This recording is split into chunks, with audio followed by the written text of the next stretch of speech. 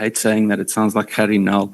Let me rather just say, I wanna mention to you that the team, in my opinion, misled the portfolio committee on the 5th of March. And I'm going to share with you why, and why I believe it's factually correct. I mentioned Major General Van Rooyen that told the Madlanga Commission that the Police Portfolio Committee failed in its duty. But that same committee, the Police Committee, relied entirely on the information that you and SAPS provided, correct? Yeah, well, as I said, Honorable Chair, we briefed the Portfolio Committee on what you requested. Spot on. So you're answering my question for how is it then fair that your department, whether yourself, anyone else, or a senior officer from legal services, to publicly accuse the Police Committee of failure when it was SAPS that withheld specific information? Whether it was deliberate or not, it doesn't matter. The point is it wasn't indicated. Well, I never listened to General Van Rooyen when he was doing that. Yeah, I'm sure we can go to the records and look at that and take it from there. General, you can go to the records. I base this on the record, so I'm sitting with it here in front of me. And I say it specifically because Parliament and the Police Portfolio Committee will not be the scapegoat of things that wasn't disclosed by the officers in that meeting on that day. The mention of Brown Mogotsi that Minister Mkhunu later on denied he didn't know was immediately, and I'm not going to go into detail about the cases, but there are 2 MPs that I know of that laid criminal charges for him misleading. And that was the only bit of information that Parliament or parliamentarians could act on. So across the board, all the parties represented in that committee, that was the only bit of information. Nothing about Kat Mutlala was mentioned that day. Nothing about judicial capture was mentioned. Nothing about a drug cartel was mentioned in any part of that meeting. General, I want to go to ask you, with what we've just discussed, why do you think the perception now persists that Parliament didn't act, or persists to prevail or exist? What created that perception? What created, through Honorable Chair, that Parliament didn't act? I take it that maybe the perception arises out of what General Mkhonasi said on the day in question.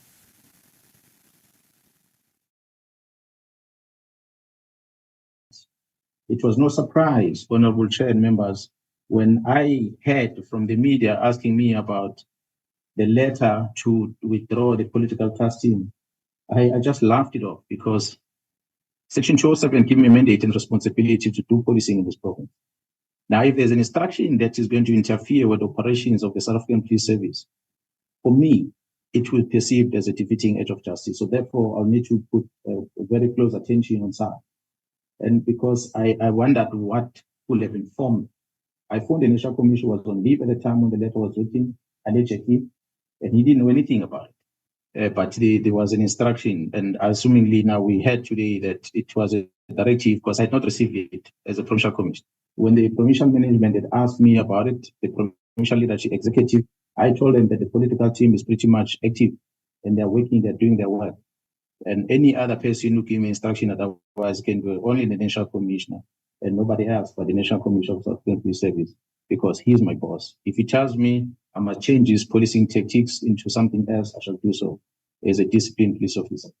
But we've been working, Chair, and this task team have gone beyond the borders of KwaZulu-Natal, have gone to the Gauteng province. There's a case that they are assisting investigating in Gauteng, the case that involves very senior police officers, who some of them might be in this platform that you are in right now. And that is part of what is causing the chaos in the South African Police Service. So, Honorable Chair, I'm going to look there, and that is basically why I was then making a reference on what is transpiring now to that what happened in 2011, where bad police officers are using politicians to try and get their ways around. So that is my submission, Chair. Thanks so much. Thank you very much, General Konazi. And this is where I want to go back to the July 2025 press conference, because the issues that were raised publicly in July 2025 by General Konazi were not disclosed to Parliament in March 2020, in March 2025, on the 5th of March, in that meeting. Yourself, General Khumalo, Minister Mchunu, and almost everyone else that spoke, particularly when you explained the phasing out of the political killing task team. No one, again, I repeat, no one objected to that. Parliament couldn't have done anything.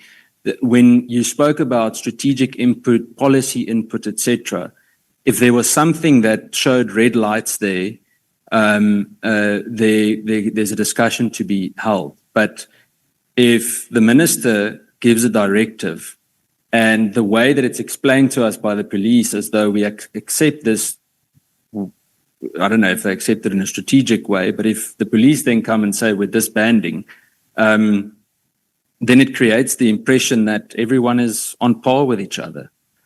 General, I want to go to the Honourable Shongwe. I'm not going to ask Honourable Shongwe anything. I don't know if Honourable Shongwe is still here. You told the Honourable Shongwe that General Konazi had reported closure of the political killings task team to the Portfolio Committee. And I just want to confirm, according to the record here, that I've checked now after that with Secretariat of Parliament as well, and no such report of any kind was received in Parliament. There was no such report. So I just want to make that also abundantly clear and repeat that we will not be the scapegoat for things that weren't shared there. It is a misperception that's created. General Masemola, General Konazi told us that when you inquired about the withdrawal, and this is my, that's my last one. I've got two more questions, Chair. I'll go with the other one first. General, with regards to Richards Bay Minerals, sorry, General Konazi told us that when you inquired about the withdrawal of protection for Richards Bay Minerals, you told him that there were questions and/or that you came under pressure from the presidency to provide protection for Richards Bay Minerals. So what I want to know is who in the presidency gave that instruction or applied pressure, and why did you deploy a team from National, according to General Konazi, to continue protecting Richards Bay Minerals? The reason I ask this also in detail is because the presidency is an office, it's not a person. So who is the individual by name or position that communicated that message? Thanks, Honourable Chair. The deployment of the Richards Bay, it came both from the then Minister of Police, General Cele, as well as the Minister in the Minister in the Presidency. Minister Ntshavheni. And the team was then deployed there. And the team was not a protection team. It was a team that were policing that area. There has been executives of the mines that were killed in that area. There has been murders, serious crime that happened there.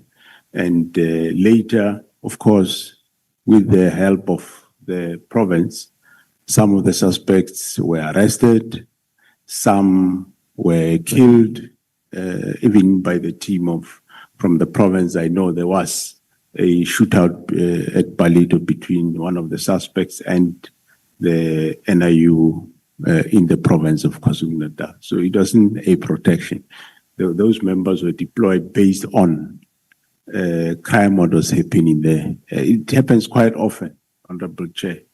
Even currently as we speak, in Mpumalanga, there is in Mpumalanga and Northwest, there is groupings of mine,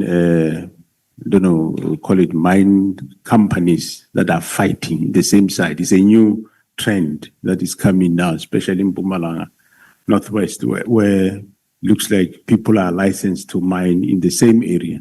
So one quite often finds such complaints and you can't fold your hands. You need to respond, and we do our work in that regard. Thank you, General. Then my last question, General. Do you agree that Parliament did not fail in its duties on the 5th of March, 2025? No, I listened to what you say, Honorable Chair. I listened to honorable members. So I didn't verify each fact by fact. So I've got no problem to agree or concede to that statement. Thank you. Thank you, General. Thank you, Chairperson. Thank you so much, Honorable Cameron. Honorable Sols.